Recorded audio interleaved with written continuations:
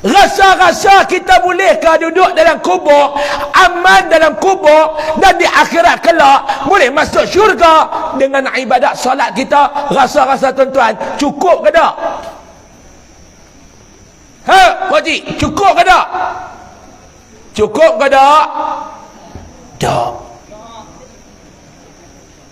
Cuba cek tengok kita punya kualiti solat, khusyuk ke mana? Tengah solat dalam masjid, hati rata berjalan. Sembayang di betung, hati di hanyai. Serupa kami di Malaysia tu pun. Tengah sembayang asar dalam masjid, Allahu Akbar. Waktu yang terbaik nak fikir, waktu solat. Oh, lori tanah lalu atas jalan. Dalam hati kata, tanah merah selori berapa dia mau jual lah ni. Belakang rumah aku kena 4 lori, hujan ayak tak naik dah, dia kata. Dalam solat. Ni mokcik-mokcik tengah solat zuhur, dengar kucing masuk ke dapur, tak khusyuk dah. Ikan goreng tu habis lagi kucing makan. Tak ada. Tengah duk solat, kawan sebelah mengandung. Besarnya perut dia, berapa bulan dah ni? Tak ada. Tuan-tuan rasa kita boleh masuk syurga dengan ibadat solat kita? Rasa-rasa ni bapa, lepas ke tak dengan solat kita nak masuk syurga? Agak-agak cukup ke tak? Saya jawab untuk diri saya, tak cukup. Dengan solat saya tak cukup saya nak masuk syurga. Cek lagi, apa dia? Apa dia? Cek lagi apa dia yang kita nak masuk syurga. Rasa-rasa cukup tak dengan ibadat puasa kita untuk masuk dalam syurga? Puasa. Rasa-rasa makcik lepas kan nak masuk syurga dengan puasa kita? Allah ustaz, tak lepas ustaz. Puasa yang makcik buat Ramadan ya ustaz. Oi, Isnin Khamis tak buat, hari-hari lain tak buat. Harap Ramadan ya, sunat haram tak buat. Rasa-rasa bolehkah masuk syurga dengan ibadat puasa kita? Tak cukup. Tolak pula. Cukupkah dengan ibadat Al-Quran kita, baca Al-Quran kita nak masuk dalam syurga? Tak cukup. Makcik, oi makcik, hari ni baca Quran dengan baca Facebook mana banyak? Jawab betul-betul dengan nak bohong saya. Banyak dah orang bohong saya, 3 hari lepas bohong mati. Mampu. Hari ni baca Quran berapa jam makcik? Oi makcik, hari ni baca Facebook berapa jam? Cuba cek. Mesti buat tuan-tuan diam.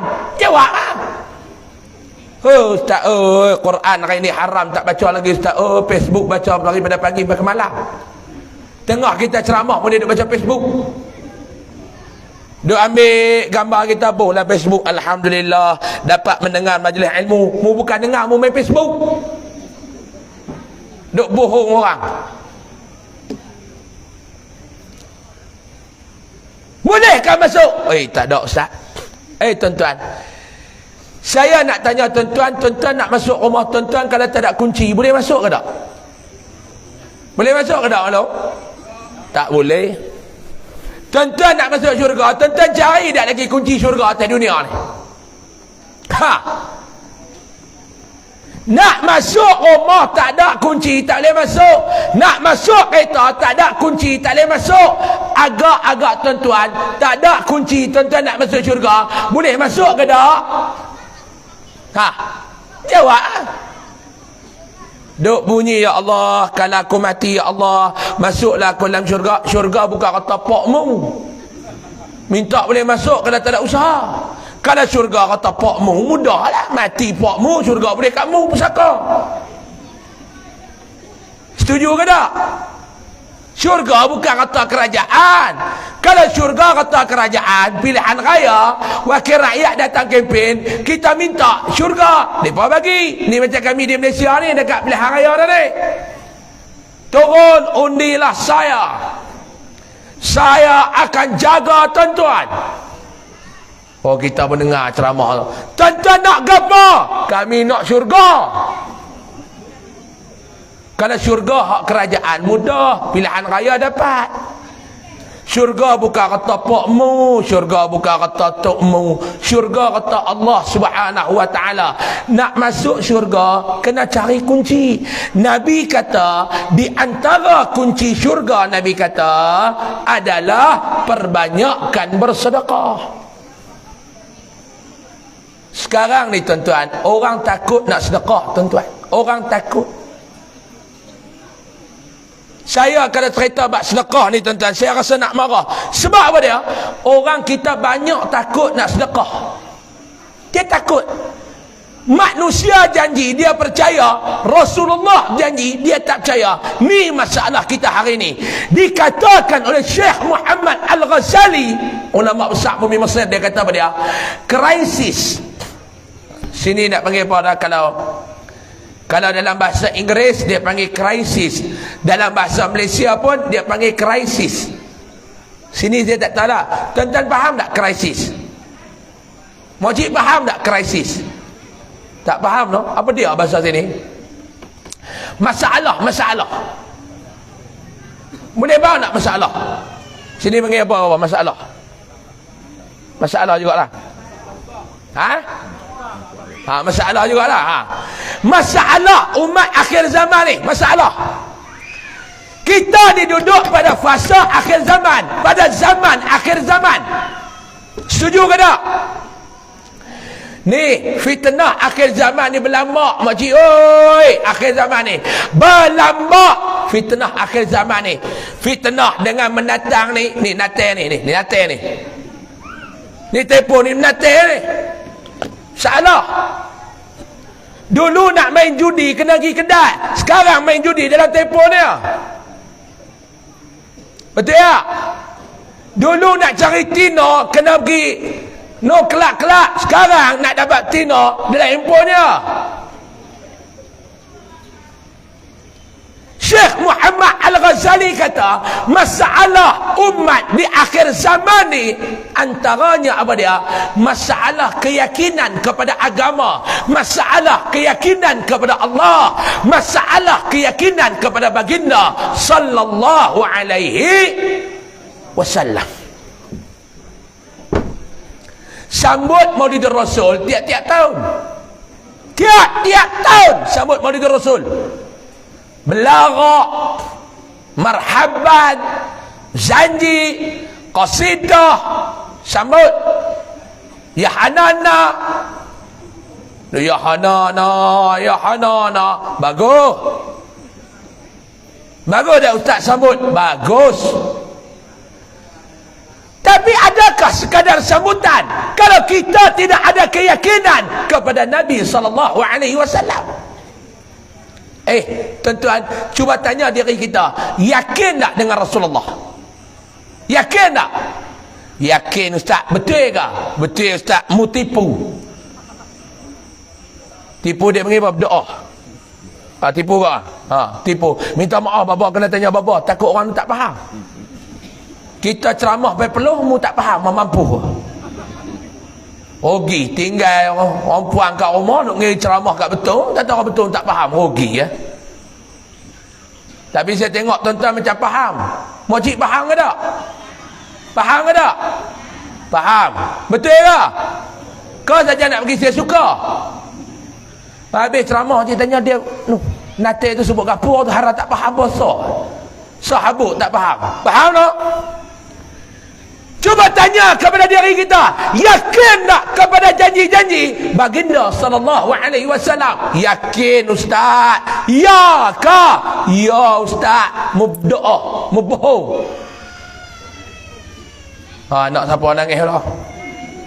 Lewat dah dia kata sudahlah ustaz. Oh, sudah lah.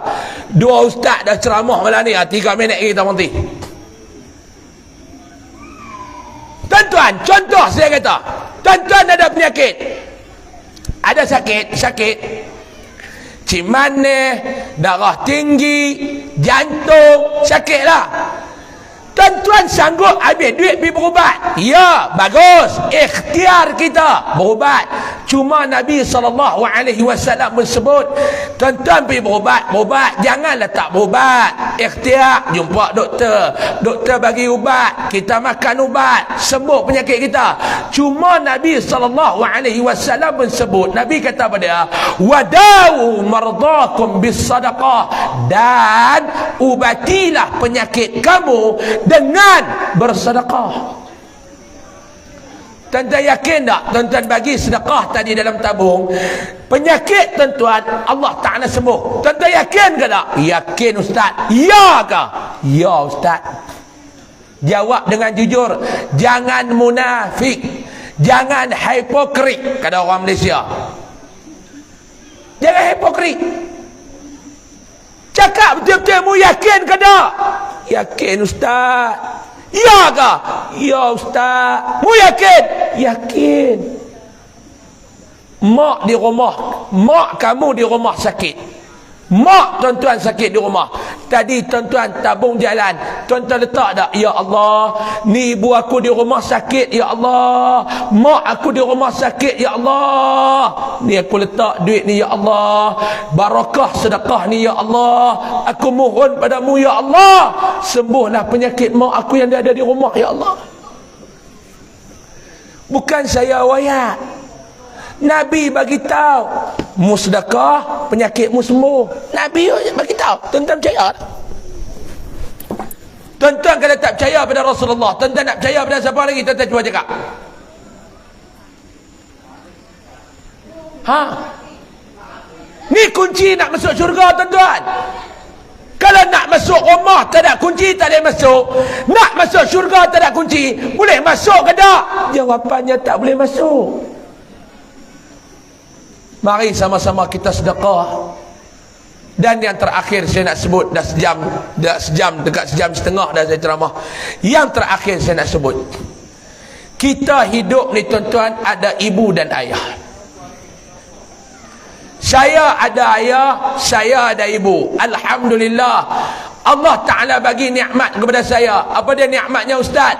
Ibu dan ayah saya dua-dua masih hidup sekarang. Alhamdulillah. Tuan-tuan, kita sebagai anak yang soleh, dia kena berbakti kepada ibu dan ayah, sama ada ibu tu masih hidup dan ayah tu masih hidup ataupun telah pergi kedua-duanya. Sekarang saya nak bagi tahu kepada tuan-tuan, cukup anak itu dianggap derhaka bila mana dalam sehari dia tidak mendoakan kepada ibu dan ayah dia yang telah pergi meninggalkan dia. Cukup ulama kata anak itu dianggap derhaka. Mak dan ayah dah tak ada, tentang doa dah ini. Doa Ustaz, Alhamdulillah. Ni peluang untuk kita mendabur bakti kepada ibu dan ayah. Sedekatun jariyah, amalan yang sampai walaupun orang tu telah pergi meninggalkan dia dunia. Kan Nabi kata, bila mati anak Adam, 3 amalan ni takkan putus. Hak lain semua habis. Maklum, makcik solat, makcik mati, habis, tak ada dah solat.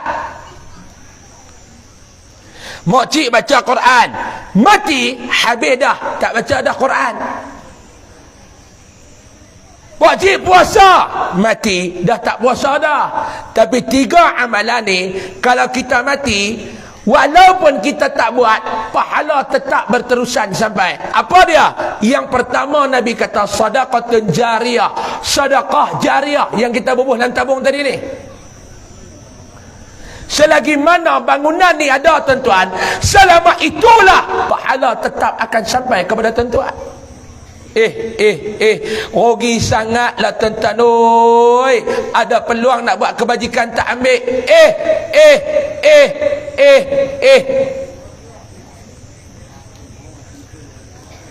Nabi kata as-sa'ilu 'alal bar hadiyatun minallah. Kalau ada orang mai minta derma, kalau ada orang mai minta sedekah, kalau ada orang mai minta untuk buat kebajikan, itu hadiah daripada Allah untuk kamu. Wahai orang-orang ramong, wahai orang-orang betul, ini hadiah Allah kepada kalian. Jagalah, manfaatlah dengan sebaiknya. Ni yang pertama. Tuan-tuan bubuh duit untuk mak ayah. Ya Allah, ini duit yang aku bubuh. Ya Allah, yang aku masukkan dalam tabung untuk pembangunan Pondok Darus Saadah ini. Ya Allah, aku niat untuk mak aku. Ya Allah, aku niat untuk ayahku. Ya Allah. Ulama kata sampai ke dalam kubur mereka, orang yang duduk dalam kubur seumpama orang yang lemas dalam air. Apa yang ada boleh dia berpaut, dia akan berpaut. Yang kedua, Nabi kata ilmu yang bermanfaat. Selagi mana bangunan ini digunakan tuan-tuan, selagi mana bangunan ini digunakan untuk mengajak orang, selama itulah tuan-tuan dapat pahala. Yang ketiga, waladin salih yad'ulah, anak yang saleh yang mendoakan. Tuan-tuan cuba tengok dalam tiga benda ni, semuanya ada dalam bangunan ni. Sedekah jariah, ini yang kita nak buat. Ilmu yang bermanfaat, di sini kita nak ajar. Anak yang soleh, di sini kita nak lahirkan. Tiga ni ada di sini. Jom, saya nak ajak kepada tuan-tuan semua, marilah sama-sama kita membantu menyelesaikan pembangunan Pondok Darus Saadah ini. Boleh ke tak? Boleh ke tak? Kita tanam azam tuan-tuan. Saya datang daripada Malaysia, saya nak bantu rakyat-rakyat di Betong ni. Bukan tuan-tuan yang duduk di sini tuan-tuan nak mau bantu. Ini adalah amanah Allah untuk kita. Ini amanah Allah untuk saya. Ini amanah Allah untuk tuan-tuan. Sama-samalah kita buat tuan-tuan. Mudah-mudahan ini akan menjadi kesenangan kita, asbab kesenangan kita di dalam syurga. Ini antara asbab kita masuk ke syurga Allah. Ibnu Abbas radhiyallahu an, saya nak ulas sebagai penutup. Abdullah bin Abbas ketika mana dia mengulas ataupun dia menafsirkan ayat dalam surah Az-Zumar, kalau tak silap saya, a'udzubillahi minasyaitanir rajim, wasiqal ladzina taqaw rabbahum ilal jannati sumara. Ayat tu kalau tak silap saya dah tafsir. Abdullah bin Abbas kata, syurga ini dia ada 8 pintu. Pintu yang pertama syurga, hanya 4 golongan yang boleh masuk. Atas pintu tu dia tertulis kalimah La ilaha illallah Muhammadur Rasulullah. Pintu yang pertama tu ada 4 golongan boleh masuk. Para rasul, para anbiya, orang yang mati syahid, dan orang yang rajin bersedekah. Orang yang rajin bersedekah ni insya-Allah masuk ke dalam syurga melalui pintu yang digunakan oleh baginda sallallahu alaihi wasallam. Tuan-tuan nak masuk ke dalam syurga guna pintu mana? Pintu orang biasa ke pintu pemimpin? Kita ni kalau nak masuk dah tuan-tuan, contoh tuan-tuan nak masuk dalam istana raja. Istana raja ni dia ada macam-macam pintu. Yang ni pintu raja yang boleh masuk. Dengan pintu-pintu orang besar, orang kenamaan, raja-raja luar negara, pembesar-pembesar luar negara, boleh. Kalau tuan-tuan rakyat, tuan-tuan guna pintu yang ujung tu, tuan-tuan bayangkan satu hari raja benarkan kita masuk dalam istana dia menggunakan pintu dia, tuan-tuan rasa macam mana? Oi, bangga. Lift yang tuan-tuan nak naik, gunakan lift di raja. Oi, bangga. Macam itulah tuan-tuan nak masuk syurga menggunakan pintu yang digunakan oleh baginda sallallahu alaihi wasallam. Jadi peluang ada di depan mata ni, sama-samalah ambil peluang. Sama-samalah kita jaga, sama-samalah kita rebut pahala ni. Saya rasa cukuplah sekadar ini dulu tuan-tuan. Saya doakan kepada Allah Subhanahu wa taala, mudah-mudahan Allah taala memberkati bumi ini tuan-tuan, ni bumi Ramung ini dengan asbab adanya pusat-pusat pengajian seperti ini tuan-tuan. Inilah di antara tempat yang terhindarnya bala Allah Taala nak turun dalam kampung ni. Kalau tak ada lah pusat-pusat pengajian macam ni tuan-tuan, apa nak jadi orang kampung kita? Apa nak jadi masyarakat kita? Barakah Allah Ta'ala nak turun bagaimana tuan-tuan? Inilah di antara sebab barakah Allah Ta'ala turun. Saya doakan mudah-mudahan Allah Ta'ala memberikan kejayaan kepada pihak Pondok Darus Saadah ini untuk mencari dana, menyiapkan pondok ni. Mudah-mudahan Allah Ta'ala mempermudahkan dan Allah Ta'ala memberikan ganjaran pahala yang sebesar-besarnya kepada tuan-tuan yang telah menyampaikan sumbangan tadi. Doa saya dan doa kita bersama kepada kita yang menyumbang menyumbang ni, tuan-tuan yang menyumbang, saya yang menyumbang ni tuan-tuan. Mudah-mudahan Allah Ta'ala makbulkan segala permintaan-permintaan dan hajat kita semua. Amin. Amin. Mudah-mudahan Allah Ta'ala menyembuhkan segala penyakit-penyakit kita semua. Amin. Mudah-mudahan Allah Ta'ala panjangkan usia kita dalam ketaatan. Amin. Mudah-mudahan Allah Ta'ala memurahkan rezeki kita. Amin. Mudah-mudahan Allah Ta'ala menghindarkan kita daripada bala bencana. Amin. Mudah-mudahan Allah Ta'ala mematikan kita dalam keadaan husnul khatimah. Amin. Mudah-mudahan Allah Subhanahu wa Ta'ala menjadikan kubur kita sebagai taman-taman syurga. Amin. Mudah-mudahan Allah Ta'ala bangkitkan kita di akhirat kelak bersama dengan baginda sallallahu alaihi wasallam. Amin. Dan mudah-mudahan destinasi terakhir kita di sana kelak adalah syurga Allah Subhanahu wa Ta'ala. Amin. Amin ya rabbal alamin. Rabbana taqabbal minna du'aana innaka antas samiul alim wa tub alaina innaka antat tawwabur rahim. Da'wahum fiha subhanakallahumma wa tahiyyatuhum fiha salam wa akhiru da'wahum anil hamdulillahi rabbil alamin. Semohon maaf banyak-banyak kalau ada salah dan silap. Panjang umur, murah rezeki. Kita jumpa di lain masa, di lain ketika. Wabillahi taufiq wal hidayah wal ridha wal inayah. Assalamualaikum warahmatullahi wabarakatuh. Waalaikumsalam warahmatullahi wabarakatuh. Jazakallahu khairan katsiran. Pihak majlis mengucap ribuan terima kasih kepada Al-Fadhil Ustaz Muhammad Husain bin Datuk Syekh Badaruddin selaku Ketua Pondok Tahfiz dan Ilmu Sunni dari Jitra Kedah, Malaysia, yang telah memberi ceramah, memberi ilmu kepada kita pada malam ini. Masya Allah, kalau kita dengar lebih kurang dekat 2 jam, banyak sekali ilmu yang telah disampaikan oleh Ustaz.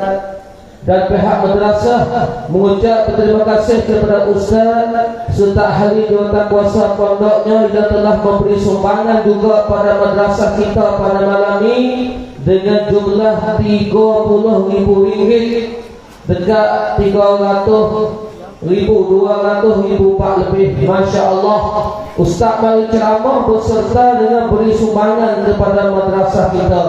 Jadi kita harap Allah Ta'ala akan memberi balasan kepada Ustaz di dunia dan di akhirat. Dan insyaAllah kita harap esok Ustaz kita akan pulang kelik di rumah dengan perjalanan dengan selamat. Amin ya rabbal alamin. Muslimin muslimat dan dirahmati Allah sekalian, sekali lagi pihak madrasah mengucap ribuan berterima kasih kepada saudara-saudara, tuan-tuan, puan-puan yang telah